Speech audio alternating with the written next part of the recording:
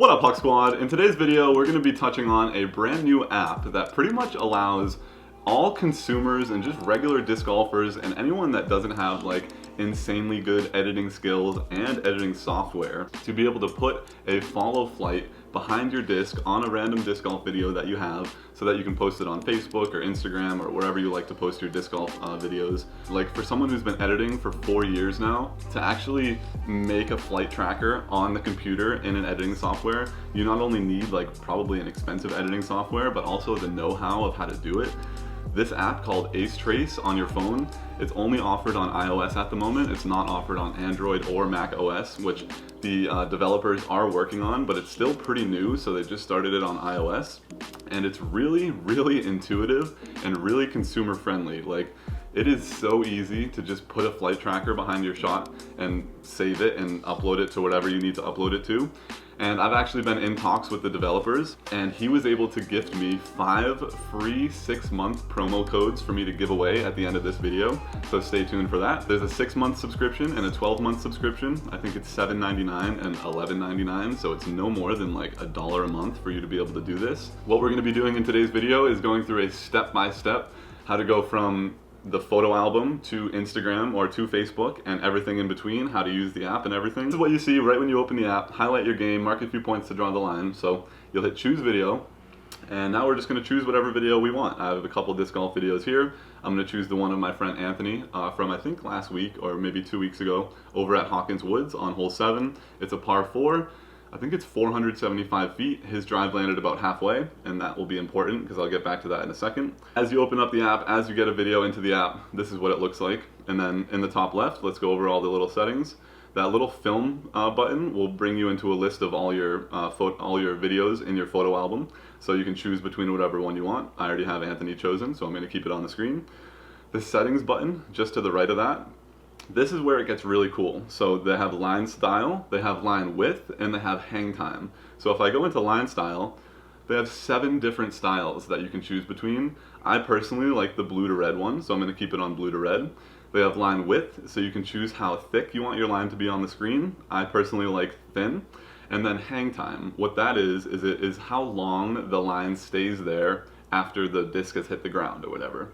So I've found that if you're zooming in or if you're panning with your camera, you want a really low hang time because you want it to cut as soon, pretty much at the end of the flight. You don't want it to stay on the screen when you're moving your camera around because then it doesn't really look that nice. So I've found with this specific shot that I want it at about a 0.2 second long hang time. Then if you hit stabilization, it brings up a little drop down bar, which I don't really mess with this stuff very much, but we have advanced, fast, and off, and then if you hit the info button, it kind of gives you some information about when to change the stabilization settings.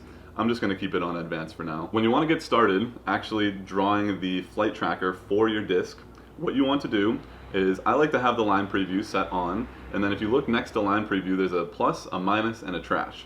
The plus adds a point, the minus takes away a point, and the trash will wipe away all the points that you have on the timeline. So you want to scrub to a point where the disc just gets released from the hand. So we're going to go with like right there.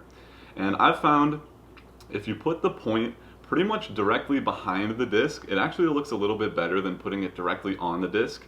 Every once in a while, if you put it on the disc, then it'll just kind of, sometimes the line will be like in front of the disc when it goes to set it all up.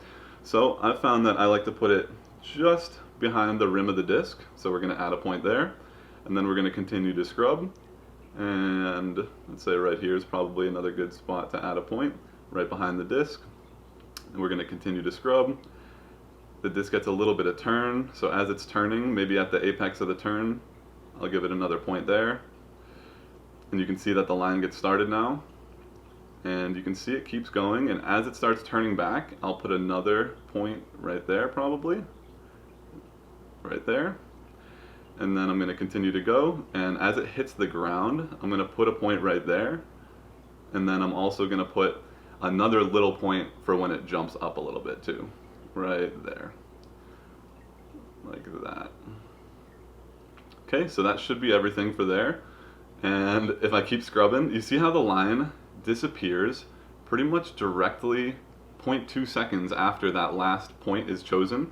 So if I actually go and hit export, It'll take a second for it to render, but then you'll see exactly what I mean. Here's the full-length clip.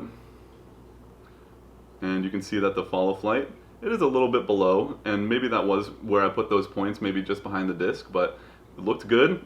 Anthony busts out a little move because it was a great shot on a really tight tunnel par 4. We'll look at it one more time, maybe in slow motion. So as I'm scrubbing through here, maybe I could have put that point maybe slightly higher, and then I think I marked another point at the apex of the turn there, which I probably could have also put like slightly higher. But this is fine. It looks good. It could use a little bit of adjustments on maybe 2 of those points in there, but it looks great. And there's another thing that you can also do. So what I'm going to do before I save this is I'm going to go back, and right to the right in the middle, next to the flight path icon, there's a little ruler icon. If you hit that, it allows you to put the distance in too. So a lot of that is just like judgment, I guess, knowing how long the hole is. Unless when you're actually doing the shots, you'll use like either a rangefinder or U-disc to measure the throw. This is a 475-foot par 4.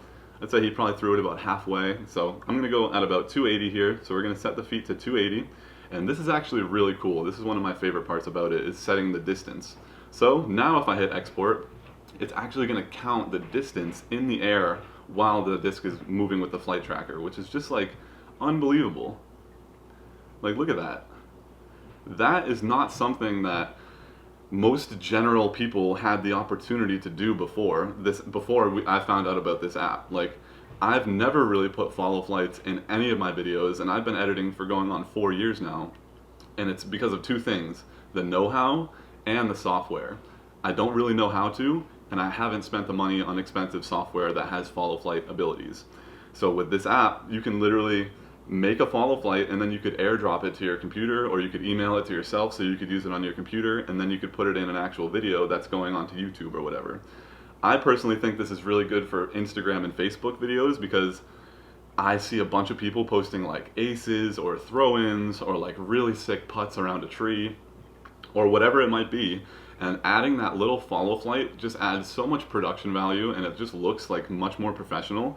You wouldn't want to do it really every single time. It might get to be overkill, but on a really good shot, or on a shot you like Jomez does or like Central Coast does, adding that flight tracker really adds a lot of cool production value to that video. So I don't think that there's any easier way for just general consumers like you and I to make a flight tracker on our disc golf video as easy as this.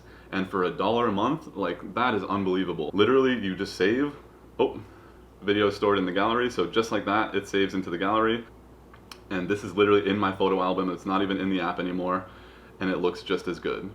I probably could have slightly brought those points up a little bit, but other than that, that is perfect. I love watching Ant bust a move at the end. It makes me laugh every time. Of course, as I'm finishing up my video, we have a fire truck going by, so give me 30 seconds. Seems like they got by. So what I'm going to do is I'm actually going to take this video and I'm going to post it on my Instagram.